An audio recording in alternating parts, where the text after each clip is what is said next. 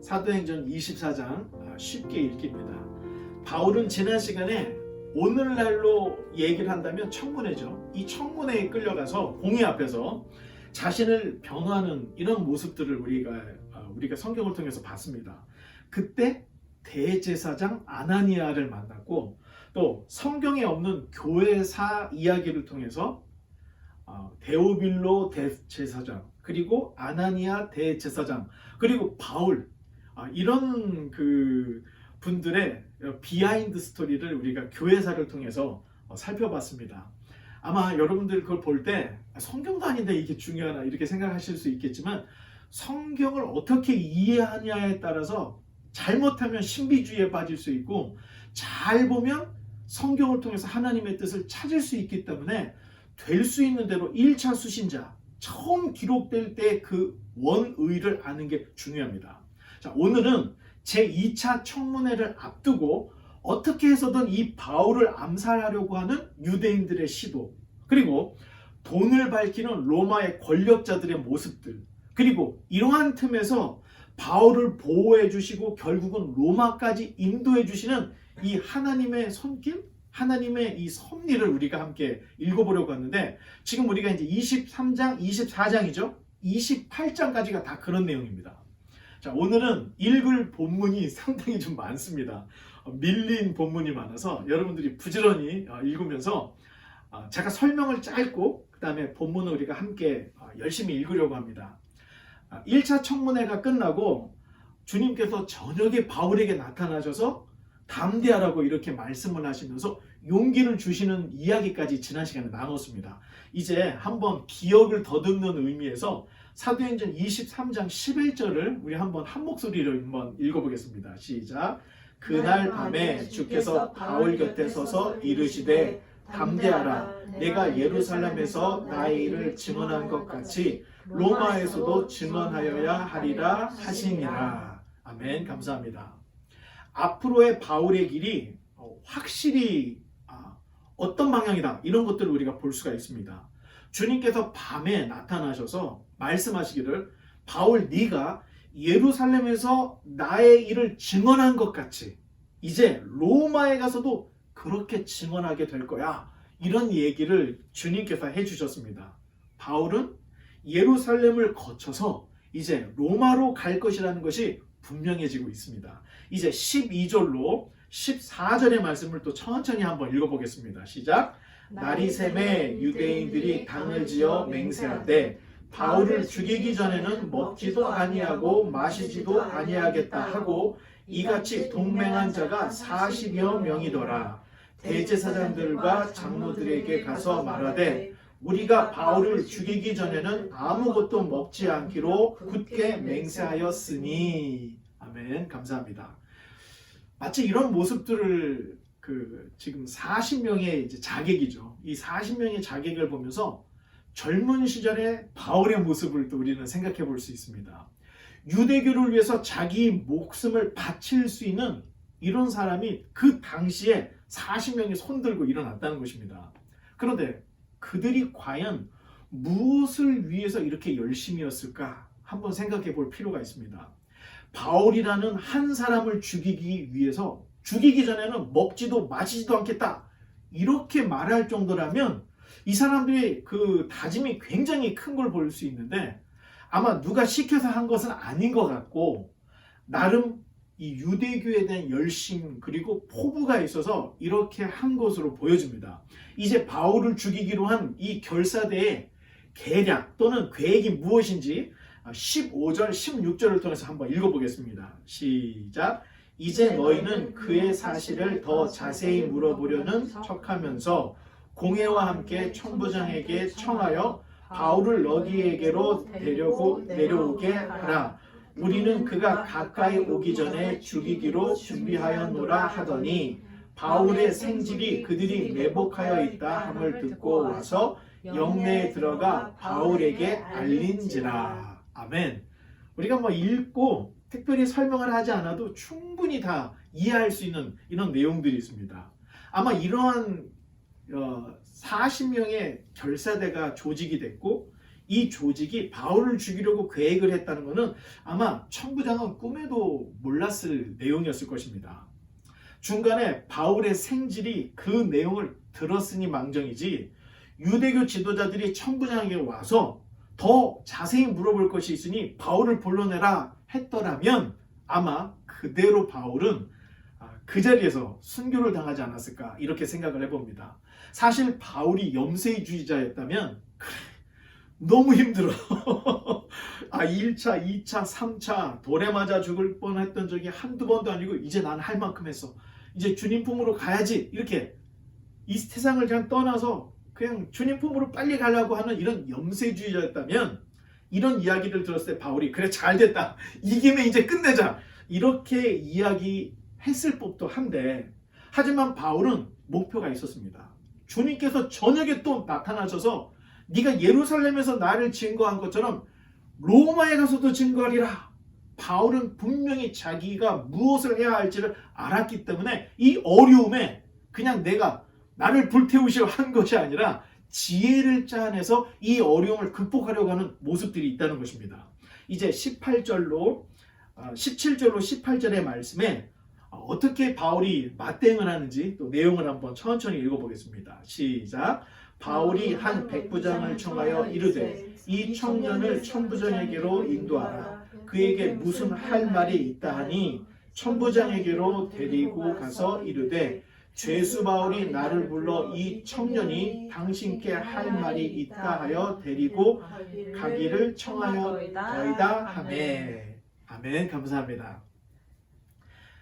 체계가 딱 분명합니다. 먼저 간수에게 부탁을 하고 청탁을 해서 청을 해서 이 백부장을 먼저 만나게 합니다. 그리고 백부장을 통해서 천부장을 만나게 하는 이런 내용들을 볼 수 있는데, 당시에 로마 군대가 체계화되었기 때문에 바울도 이 체계를 따라갈 수밖에 없다, 이런 것들을 우리가 볼 수가 있는데, 이제 앞으로는 이 천부장을 통해서 유대의 총독에게 나아가게 됩니다. 한 가지 더, 이 유대 총독을 통해서 로마의 황제까지 나아가게 되는 이런 여정을 28장까지가 쭉 이야기가 되고 있습니다. 미리 알고 우리가 성경을 보면 좀 더 쉽게 이해할 수가 있습니다. 이제 19절로 21절의 말씀을 계속해서 한번 읽어보겠습니다. 시작. 천부장이 그의 손을 잡고 물러가서 조용히 묻되 내게 할 말이 무엇이냐. 대답하되 유대인들이 공모하기를 그들이 바울에 대하여 더 자세한 것을 묻기 위함이라 하고 내일 그를 데리고 공회로 내려오기를 당신께 청하자 하였으니 당신은 그들의 청함을 따르지 마옵소서. 그들 중에서 바울을 죽이기 전에는 먹지도 않고 마시지도 않기로 맹세한 자 40여 명이 그를 죽이려고 숨어서 지금 다 준비하고 당신의 허락만 기다리나이다 하니. 아멘. 감사합니다. 권력자들이 얼마나 자주 뇌물을 받아 먹었는지 조용히 찾아 누군가가 오면 바울의 생질이 찾아왔었던 거죠. 그랬더니 아예 뇌물 받을 딱 준비를 하고 손을 잡고 조용히 끌고 가서 자, 무슨 일로 왔느냐, 뭘 도와줄까, 자, 이런 자세의 모습들을 우리가 볼 수 있습니다. 기독교인들은 이런 뇌물을 절대 주거나 받지도 말아야 됩니다. 아마도 천부장은 바울의 생질이 바울을 잘 봐달라고 분명히 뇌물을 주지 않았을까, 이렇게 생각을 했을 것입니다. 그런데 뜻밖의 정보를 듣는 내용이 우리에게 소개가 됐는데, 자, 22절로 또 25절까지 말씀을 계속해서 읽어보겠습니다. 시작. 이에 천부장이 청년을 보내며 경계하되 이 일을 내게 알렸다고 아무에게도 이르지 말라 하고 백부장 둘을 불러 이르되 밤 제3시에 가이사랴까지 갈 보병 200명과 기병 70명과 창병 200명을 준비하라 하고 또 바울을 태워 총독 벨릭스에게로 무사히 보내기 위하여 짐승을 준비하라 명하여 또 이 아래와 같이 편지하니 일러스되. 아멘. 감사합니다. 당시 로마 총독부는 이 유대 땅에서 일어나는 반란이나 폭동에 대해서 굉장히 민감했습니다. 그 이유는 유대인들의 독립의지가 굉장히 활발하고 정말로 뭔가가 터질 것 같은 그런 분위기였기 때문에 이 로마의 총독부는 절기만 되면 더 집중을 했고, 또 이런 폭동 비슷한 일들이 벌어지면 그냥 넘기지 않았다는 이런 역사적 기록들이 있습니다. 그러니 바울을 죽이려는 시도는 어떻게 보면 로마에 대항하는 반역 행위로 간주를 했기 때문에 바울을 지킬 호위병들을 아주 단단히 세우는 모습을 볼 수 있습니다. 우리가 봤죠? 지금 바울을 죽이기 전까지는 먹지도 마시지도 않겠다. 자, 몇 명이었죠? 40명이었습니다. 자, 민간인 결사대 40명에 대해서 로마군의 대응은 보병 200명, 기병 70명, 기병이면 오늘날의 탱크를 얘기합니다. 탱크. 창병 200명. 이 정도면은 굉장히 무슨 전쟁을 치를 것 같은 아주 이런 그 준비를 아주 단단히 하고 있는 모습을 볼 수가 있습니다. 하여튼 이 바울은 로마의 시민권자로서 로마가 제공하는 이 단단한 호의를 받게 됐던 것입니다. 천부장이 총독 벨렉스에게 보내는 편지 내용이 오늘 본문에 그대로 다 포함이 되어 있습니다. 이처럼 성경은 당시 상황을 되도록이면 정확하게 전달하려고 하는 노력들, 그래서 인명, 사람 이름, 지명, 동네 이름 이런 것들을 빠뜨리지 않고 다 기록을 하고 있는 것을 볼 수가 있습니다.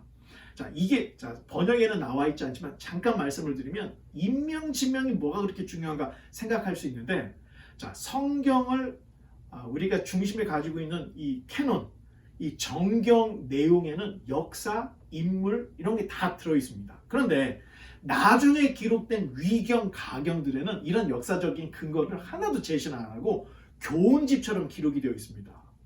자, 그러기 때문에 성경에서 인명, 지명이 나오는 것이 굉장히 중요하다는 것을 여러분들에게 다시 한번 강조를 드립니다. 아마 처음 성경을 읽을 때는 이런 부분은 은혜도 되지 않으니까 재미가 없어, 빨리 지나갔으면 좋겠어, 다 이렇게 생각을 합니다. 그런데 여러분들이 성경을 서너 번 더 나아가서 자기 나이만큼 읽으면 지금 총독 벨릭스에게 보내는 이 루시오의 편지는 굉장히 우리로 하여금 흥미를 갖게 하는 내용들이 있다는 걸 볼 수가 있습니다. 그러니까 성경 한두 번 읽어갖고는 이런 것들은 눈에 보이지 않습니다. 그런데 여러분들이 어느 정도의 수준에 도달하면 이런 편지에도 굉장히 관심을 가져서 당시의 상황을 어느 정도는 다 이렇게 예측을 하고 또 상상을 하면서 성경을 볼 수가 있습니다. 계속해서 총독에게 보내는 천부장의 편지 내용을 우리가 계속 한번 읽어볼 텐데 26절로 30절까지 한번 또 계속해서 읽어보겠습니다. 시작. 글라우디오 루시아는 총독 벨릭스 각하에게 문안하나이다. 이 사람이 유대인들에게 잡혀 죽게 된 것을 내가 로마 사람인 줄 알고 군대를 거느리고 가서 구원하여다가 유대인들이 무슨 일로 그를 고발하는지 알고자 하여 그들의 공회로 데리고 내려갔더니 고발하는 것이 그들의 율법 문제에 관한 것뿐이요 한 가지도 죽이거나 결박할 사유가 없음을 발견한나이다. 그러나 이 사람을 해하려는 관계가 있다고 누가 내게 알려주기로 곧 당신께로 보내며 또 고발하는 사람들도 당신 앞에서 그에 대하여 말하라 하였나이다 하였더라. 아멘. 감사합니다. 지금까지의 이 사건의 경위를 천부장 글라우디오 루시오가 총독 벨릭스에게 보고하듯이 이런 편지를 써서 보냈습니다. 내용을 보니까 여러 가지 이야기를 하면서 자기가 바울을 기소했던 사람들에게 총독에게 가서 정식으로 고발하라 이런 얘기까지 썼다는 내용을 담고 있습니다. 본문을 보니까 우리가 천부장, 백부장 이름이 별로 나와 있지 않죠. 성경에는 그냥 백부장이면 어느 백부장이 이렇게 나와 있죠. 근데 공개된 사람 중에 하나가 고넬료 백부장이었죠.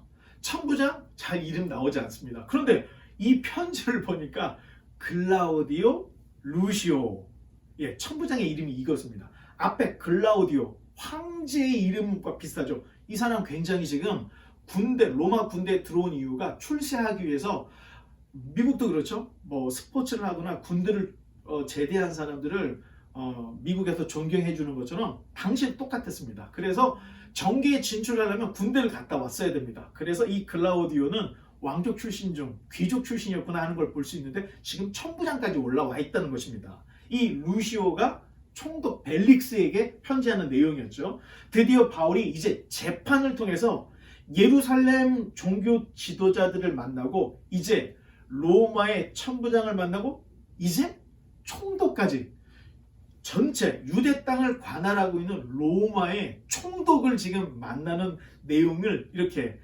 재판 때문에 이런 일이 벌어졌다는 것을 우리에게 계속해서 얘기해 주고 있습니다. 이제 31절로 35절의 말씀을 또 계속해서 한번 읽어보겠습니다. 시작. 보병이 명을 받는 대로 밤에 바울을 데리고 안디바르리에 이르러 이튿날 기병으로 바울을 호송하게 하고 영내로 돌아가니라. 그들이 가이사라에 들어가서 편지를 총독에게 드리고 바울을 그 앞에 세우니 총독이 읽고 바울더러 어느 영지 사람이냐 물어 길리기아 사람인 줄 알고 이르되 너를 고발하는 사람들이 오거든 내 말을 들으리라 하고 헤롯궁에 그를 지키라 명하니라. 아멘. 감사합니다. 확실히 총독은 천부장보다도 여유가 있고 백부장보다도 훨씬 여유가 있구나 하는 걸 우리가 볼 수가 있습니다. 편지를 천천히 읽고 바울의 출신지 어디 사람이요? 그랬더니 길리기아 다소 사람입니다. 자, 이런 이야기를 나누고 정식 재판이 있을 때까지 이제 구금하는 이런 헤롯궁에 구금을 하는 이런 내용까지 우리에게 전해주고 있습니다. 이런 것들은 사실 지어낸 일이 아니라는 걸 더 확실하게 보여주고 바울이 지금 예루살렘에서 겪고 있고 누구를 만났는지를 성경에서 이렇게 상세하게 기록을 하고 있습니다. 그러니 성경을 만들어냈다, 지어냈다 이런 것들은 있을 수가 없는 얘기라는 것입니다. 이제 사도행전 24장으로 넘어가서 이제 1절과 2절을 또 한번 읽어보겠습니다. 시작. 닷새 후에 대제사장 아나니아가 어떤 장로들과 한 변호사 더둘로와 함께 내려와서 총독 앞에서 바울을 고발하니라. 바울을 부르매 더둘로가 고발하여 이르되. 이 대제사장 아나니아가 이번에는 제대로 고발을 하고 있는 모습을 보여주고 있습니다. 장로들을 대동하고 또 당시 유명한 변호사였던 더둘로라고 하는 사람을 데리고 와서 정식 재판을 치르고 있는 모습을 보여주고 있습니다. 구체적인 이 고발은 대제사장이나 장로들이 하지 않고 변호사가 직접 총독에게 말을 하게 하는 이런 형태를 취하고 있습니다. 더둘로라고 하는 이름은 헬라 시대에 굉장히 널리 사용됐던 이름이었습니다. 그런데 뜻이 굉장히 재밌습니다. 더둘로는 거짓말쟁이 이런 뜻을 가지고 있습니다. 변호사 이름이 진실 뭐 이런 게 아니고 거짓말쟁이 이게 어떻게 생각하면 성경의 그 유머러스한 부분이 아닌가 이렇게 생각할 수가 있습니다. 아마도 더둘로는 바울처럼 유대계 로마 사람이 아니었을까 우리가 이렇게 추측을 해볼 수가 있습니다. 더둘로의 고소 내용을 이제 한번 우리가 보겠는데 3절과 4절의 말씀입니다. 시작. 벨릭스가 가여 우리가 당신을 힘입어 태평을 누리고 또 이 민족이 당신의 선견으로 말미암아 여러 가지로 개선된 것을 우리가 어느 모양으로나 어느 곳에서나 크게 감사하나이다.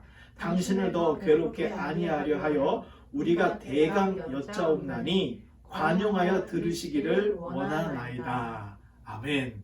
굉장히 여유롭고 느긋해 보이는 이 총독에게 이 더둘로는 총독의 성격을 다 분석을 하고 총독이 거슬리지 않는 이야기로 아주 젠틀하게 시작하는 모습을 볼 수 있는데 딱 변호사입니다. 변호사, 상황에 맞는 변호를 해야 되는데 아마도 빌라도 같은 사람이었으면 더 큰 소리로 얘기해서 막 좀 씩씩하게 얘기를 했어야 될 텐데 벨릭스는 굉장히 사람이 유연한 사람이라는 걸 알고 더둘로가 그 벨릭스의 성격에 맞게 더 이상 귀찮게 하지 않게 하려고 짧게 말씀드리겠습니다. 자, 요렇게 아주 센스 있는 변호를 하면서 고발을 하고 있는 모습을 볼 수 있는데 자, 고소의 내용을 한번 5절로 9절의 말씀을 한번 계속해서 읽어보겠습니다. 시작. 우리가 보니 이 사람은 전염병 같은 자라 천하에 흩어진 유대인을 다 고소하게 하는 자요 나사렛 이단의 우두머리라. 그가 또 성전을 더럽게 하려 함으로 우리가 잡았사오니 당신이 친히 그를 신문하시면 우리가 고발하는 이 모든 일을 아실 수 있나이다 하니 유대인들도 이에 참가하여 이 말이 옳다 주장하니라. 아멘. 교양 있고 젠틀하게 시작이 된 이 더둘로의 고소는 이제 곧바로 바울을 고소하는 핵심적인 문제 세 가지를 말을 하고 있는 것을 볼 수 있습니다. 첫째, 바울은 로마에 흩어져 있는 수많은 유대인들을 소동시키는 전염병과 같은 존재다. 자, 첫 번째 문제 제기입니다. 두 번째는 나사렛 이단의 우두머리다. 나사렛 예수 그리스도, 예수님이 왜 십자가에 달려 죽었습니까? 자기가 유대인의 왕이다. 그래서 십자가에 달릴 때 죄패에 유대인의 왕, 그랬더니 자칭 유대인의 왕이라고 써야지요. 대제사장들이 얘기를 했죠. 그랬더니 빌라도가 나는 쓸 것을 썼어. 뭐 이런 내용들이 복음서에 있습니다. 그 얘기는 뭐냐면 예수님이 반란자로 정죄가 되어서 십자가에 달려 죽은 겁니다. 만약 유대법을 어긴 사람이었다, 신성모독자였으면 돌에 맞아 죽는 게 정상입니다. 그런데 로마법에 특히 노예나 반역자들만 매다는 십자가에 예수님을 매달았다는 것은 아마도 로마인들도 나사렛 예수 운동은 반역행위였다 이렇게 생각하고 있었던 것을 더들로가 알고 정치적인 이 문제, 나사렛 이단의 우두머리가, 예수가 죽고 난 후의 우두머리가 바울입니다. 그러니 죽여야 됩니다. 자, 이런 논리를 변호사가 아주 제대로 지금 펴고 있는 것입니다. 셋째, 유대인들이 신성시하는 성전을 더럽혔다. 그러니 죽어야 한다. 이유가 있습니다. 전에도 한번 말씀드렸죠. 이방인의 뜰까지는 이방인들도 갈 수 있습니다. 그런데 그 안에 들어갔을 때는 데려오는 자, 그 다음에 성전 안에 들어오는 이방인들은 누구를 분문하고 죽인다. 이런 문구들이 있습니다. 그래서 실제적으로 로마 사람이 들어갔다가 돌에 맞아 죽는 일이 있었는데 로마에서 관여하지 않았습니다. 왜? 야, 문구가 써 있었잖아. 이방인들 들어오면 죽인다고 하는데 왜 들어갔어? 그 로마도 손을 못 대. 자, 이런 사건들이 있었기 때문에 지금 더둘로가 이야기하는 것은 성전을 더럽혔으니 당연히 죽어야죠. 자, 이런 논리로 계속해서 정말로 변호사답게 지금 고발을 하고 있는 것입니다. 자, 거기에 함께한 유대인들이 맞습니다 하면서 동조를 하니까, 자, 총독 혼자 앉아있고 또 바울을 기소하는 유대인들, 대제사장들, 또 공회원들 더둘로 바울 하나 앉아있는 겁니다. 그런데 이 사람들이 다 예수님을 그 재판할 때 유대인들이 십자가에 못 박아라 하는 것처럼 더둘로가 이야기한 것에 동조를 하고 나니까 분위기는 제가 볼 때 8대2 지금 굉장히 지금 바울에게는 불리한 조건이다, 이런 걸 볼 수가 있습니다. 자, 10절로 13절의 말씀을 또 계속해서 한번 읽어보겠습니다. 시작. 총독이 바울에게 머리로 표시하여 말하라 하니 그가 대답하되 당신이 여러 해 전부터 이 민족의 재판장 된 것을 내가 알고 내 사건에 대하여 기꺼이 변명하나이다. 당신이 아실 수 있는 바와 같이 내가 예루살렘에 예배하러 올라간 지 12틀밖에 안 되었고 그들은 내가 성전에서 누구와 변론하는 것이나 회당 또는 시중에서 무리를 소동하게 하는 것을 보지 못하였으니 이제 나를 고발하는 모든 일에 대하여 그들이 능히 당신 앞에 내세울 것이 없나이다. 아멘. 저는 한국에서 3년 동안 지방법원, 중앙법원, 대법원 이 재판을 치러봤습니다. 그래서 재판을 치러보니까 지금 지금 재판을 하는 내용을 봤을 때 저는 굉장히 이게 생생하게 지금 느껴집니다. 이제 더둘로가 고소를 했기 때문에 총독이 바울에게 변론할 수 있는 기회를 주고 있습니다. 보통 3번 정도의 이 오가는 고소와 변호가 후에 보통은 다 재판장들이 판결을 내리게 되어 있습니다. 이건 참고로 여러분들 알아두시고요. 바울도 변호사 더둘로 못지않게 자기 변호를 굉장히 잘합니다. 먼저 젠틀하게 똑같이 시작을 하면서 벨릭스 총독이 알고 있는 이 나사렛 예수 그리고 초대 교회 일에 대해서 언급을 하면서 이 사건은 로마법에 대한 사건이 아니라 유대교의 종교 분쟁에 지나지 않은 겁니다. 자, 이 지금 이슈를 유대인들은 어떻게든 로마법에 엮어서 바울을 처형을 하고 싶었던 것입니다. 예수님은 그렇게 했던 것처럼. 그런데 지금 바울이 자기 변호하는 내용을 자세히 보면 이것은 로마법하고 관계가 없는 이 유대라고 하는 이 나라의 이 율법의 문제이니 그렇게 성사당할 문제가 아닙니다 하는 것을 바울이 지금 변론을 하고 있는 걸 볼 수 있습니다.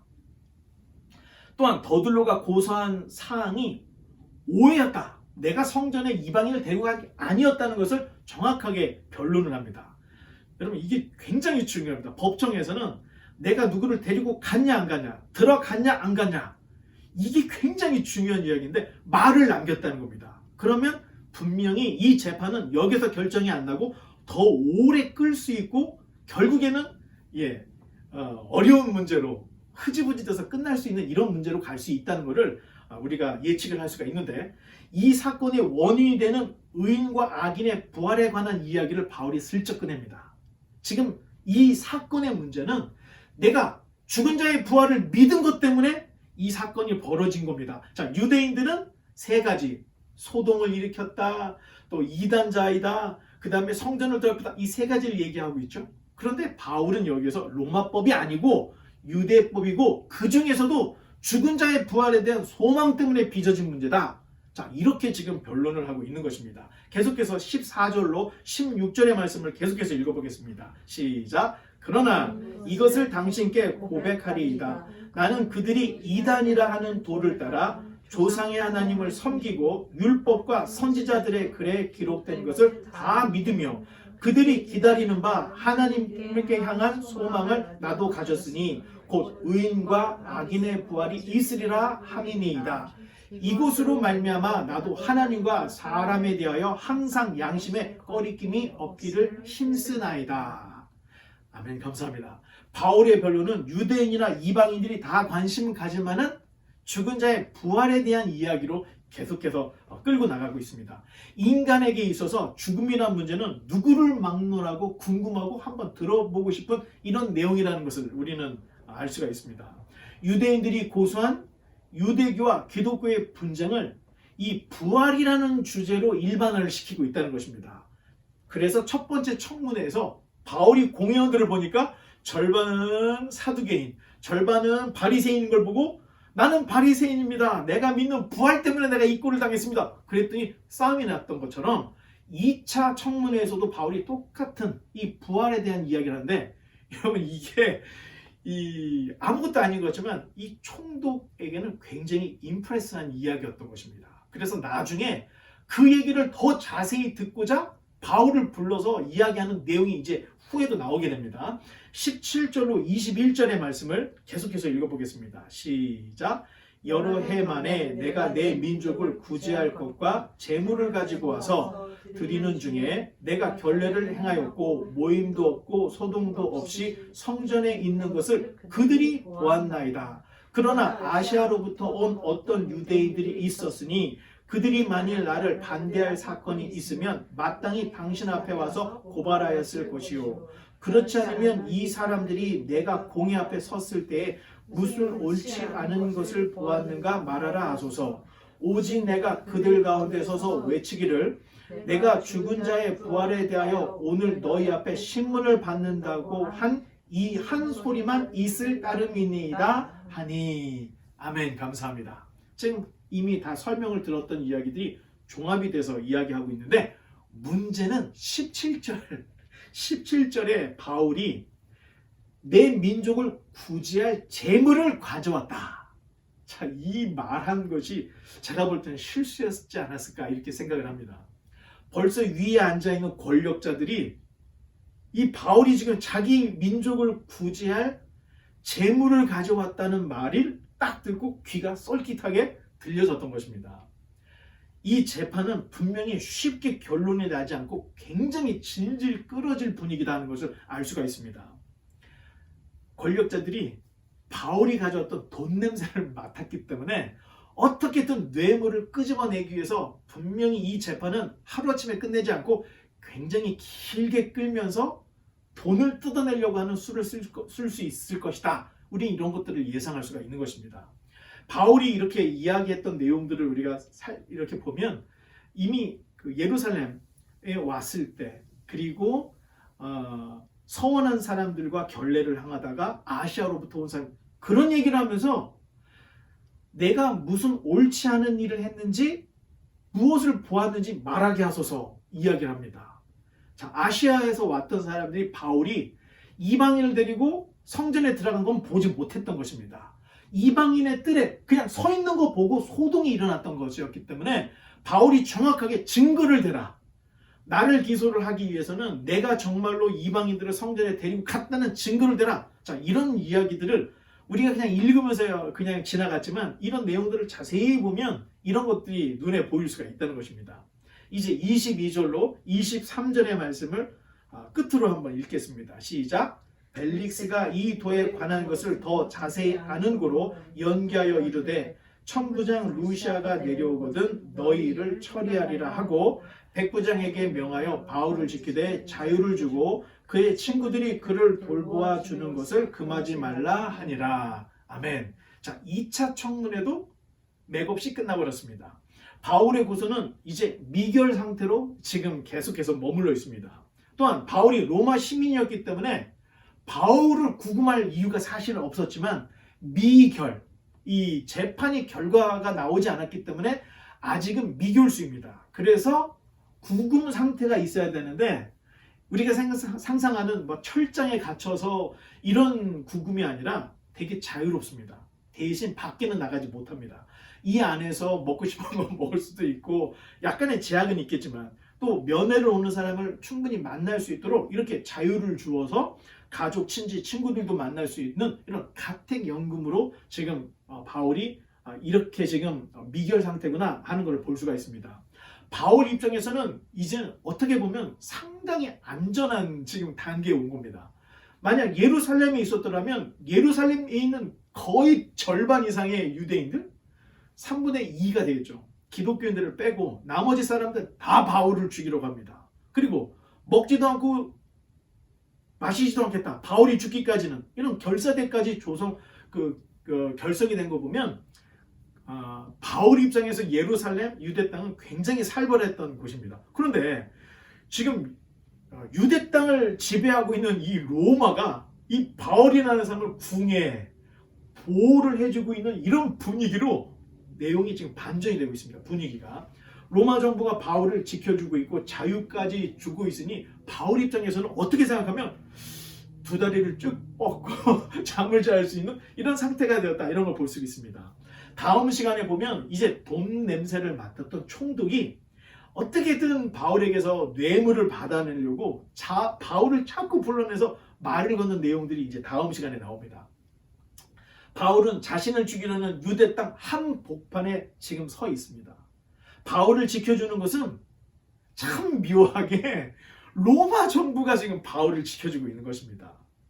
그런데 여러분 성경을 조금 폭넓게 보면 이러한 일들이 바울에게만 있었던 것이 아니라 우리가 잘 아는 요셉 사건들을 보면 이 유대인들을 하나님이 이 애굽에서 건져내리고 하기 전에 유대인들을 하나님께서 더 부강하게 하기 위해서 애굽으로 보내게 됐죠. 근데 보내기 전에 제일 먼저 보냈던 사람이 요셉이었습니다. 형들에게 질투심을 받아서 팔려갔죠. 그래서 애굽에 팔려가서 애굽에서 이제 살게 되었는데 거기서부터 하나님의 역사가 시작되는 것을 볼 수 있는데 변방이 아니고 그 당시 최강대국 한복판 그리고 그 한복판의 궁중 왕까지 올라가서 하나님께서 하시려고 하는 일을 하고 있는 것을 볼 수 있고 이스라엘 백성이 애굽에 종살이를 하게 되었을 때 하나님이 이스라엘 백성을 건져낼 때에도 모세를 이 애굽의 한복판의 왕자로 자라나게 하시는 이런 모습을 볼 수 있습니다. 우리말에 호랑이를 잡으려면 호랑이 굴에 가야 된다. 이게 정말 잘 맞는 얘기인 것 같습니다. 하나님이 바울이 유대인들에게 복음을 전하고 로마에 증거하기 위해서는 로마의 한복판에 가서 대제사장들, 리더들과 재판을 해서 바울의 이 복음을 자기가 왜 이렇게 변했는지를 이야기를 하게끔 하기 위해서 이런 일이 유대 땅 한복판에 있었던 것이고, 이제 28장에 가보면 이 바울이 결국에는 로마까지 가고 황제를 만납니다. 그리고 황제에게 자기를 변호합니다.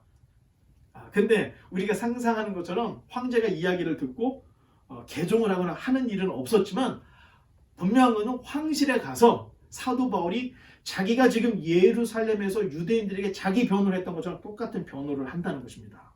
하나님의 방법이 지금 우리가 생각하는 방법과 굉장히 다르지만, 이런 흐름 속에서 하나님은 역사하시구나, 이런 것들을 우리가 볼 수가 있습니다. 이제 말씀의 결론을 맺겠습니다. 오늘날 우리는 과거 고대 시대의 역사, 그리고 성경을 통해서 유대, 로마의 이 사회적인 동향 속에서 바울이 어디에 서 있는가, 우리 이런 것들을 지금 바울 주변 상황을 유대 땅, 로마의 정치, 이런 걸 통해서 우리가 볼 수가 있습니다. 하나님께서는 바울을 위해서 갑자기 이 결성이 된 이 결사대 40명에게 야, 이런 나쁜 녀석들, 복음을 증거하는 바울을 죽이려고 해? 이 40명의 결사대들에게 심판을 내리거나 벌을 내리지 않고 있습니다. 또한 바울을 죽이려는 유대인들을 당시 유대를 점령한 이 로마를 통해서 바울을 오히려 지켜주고 있는 모습들, 또 바울에게서 뇌물을 받으려고 하는 이 권력자들, 바울이라는 한 사람을 놓고 그 주변에서 벌어지고 있는 일들을 우리가 다 상상하고 볼 수가 있다는 얘기입니다. 어쩌면 우리는 내가 이러한 사건에 딱 한 중심에 서 있다 할 때는 이런 상황에 대해서 하나님 앞에 원망하고, 전생에 내가 무슨 죄를 졌길래, 아니면 내가 과거에 무슨 죄를 졌길래 내 주변이 이렇게 그냥 황량하고 나를 잡아먹으려고 하는 사람들만 있고, 일을 해도 되는 일도 없고 이렇게 지금 나를 뭐라 하십니까 하고 하나님 앞에 분명히 원망했을 것입니다. 그런데 사도 바울은 이러한 상황, 재판의 자리가 복음을 증거하는 자리인 줄 알고 거기서 낱낱이 예수 그리스도에 대한 복음, 구약에 있는 죽은 자의 부활, 이런 이야기들을 계속해서 이야기를 하고 있다는 것입니다. 이 이야기는 신앙이라는 것은 딱 멍석 깔아주고, 자 이제 신앙생활 잘해봐라, 판을 딱 깔아놓고 너 이제부터 신앙생활 잘해라, 편안한 상황에서 딱 좋은 기회에서 복음을 듣고 증거하고 성장하는 것이 아니라는 것입니다. 마치 이 진흙밭에서 사람들이 무슨 축구 경기를 하는 것처럼 진흙이 막 튀고 사람들이 부딪혀서 넘어지고 피 터지고 옆에서 막 뭐 소리 나고 막 이렇게 헷갈리고 막 이렇게 소란스러운 가운데에서 하나님이 자기 뜻을 바울을 통해서 이끌어 나가고 계시다는 겁니다.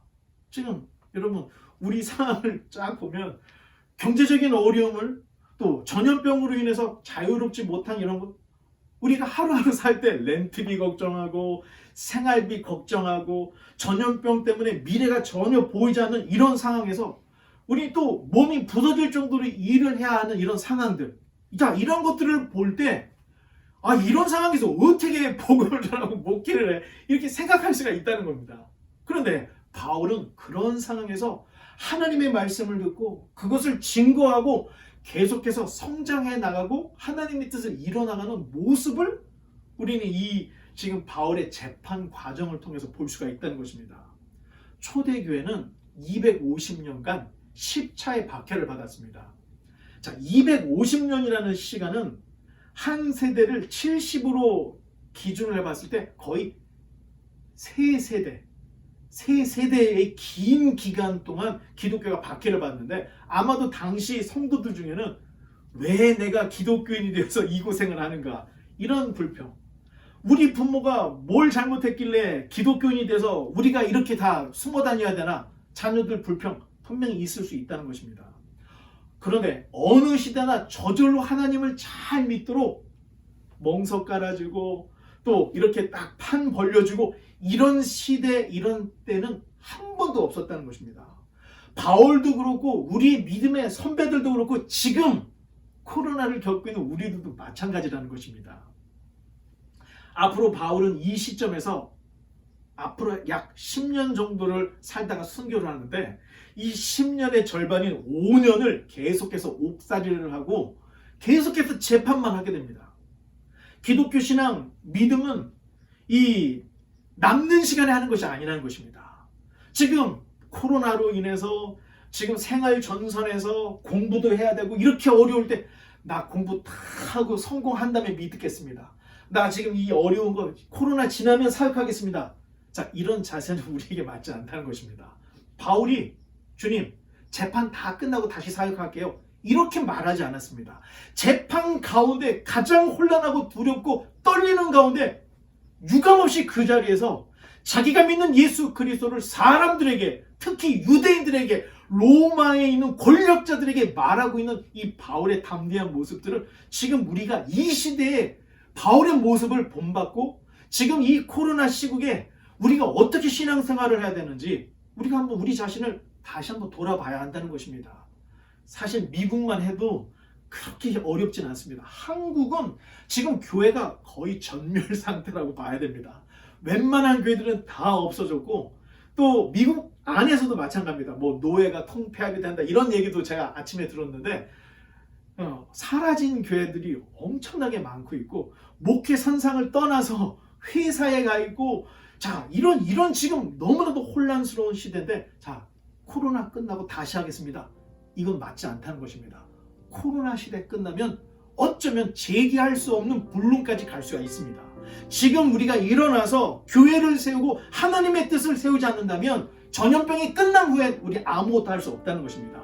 지금 여러분 우리가 대면으로 예배를 못 드리고 비대면으로 예배를 드리지만 우리가 이 예배 드리는 이 시간이 마치 대면에서 내 하나님이 지금 내 앞에 앉아 계신 걸로 우리가 생각하면서 예배 드리지 않는다면 여러분 비대면 예배의 의미도 없고 이제 대면 예배로 바뀌어도 우리 예배 자세가 바뀌지 않는다면 우리의 미래는 없다는 것입니다.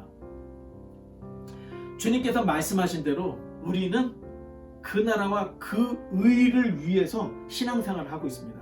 그렇다면 지금 우리 주변의 환경을 보고 움직일 것이 아니라 그 나라와 그 의를 본 사람이 사도 바울이 그 어려운 환경 속에서도 계속해서 복음을 전하고 성장해 나가고 있는 것처럼 우리도 지금 이 자리에서 탁탁 털어버리고 지금 바로 사역을 해야 될 때구나, 이것을 우리가 알고 좌로나 우로나 치우치지 않고 지금 바로 일어나서 신앙의 운동을 해야 한다는 것입니다. 어서 속히 이제 이 구름이 다 떠나가서 다시 자유롭게 예배할 수 있는 시대가 오고 교회들이 지역마다 흩어져서 지역을 살릴 수 있는 이런 놀라운 역사가 우리들에게 있어야 되는데 지금 우리에게 가장 필요한 것은 인재를 키워내야 한다는 것입니다. 지금 예배 드리고 있는 여러분들이 그 인재이고 여러분들이 잘 성장해서 나중에 지역사회를 살릴 수 있는 이런 교회, 이런 기독교인들이 다 되시기를 주님의 이름으로 간절히 축원합니다.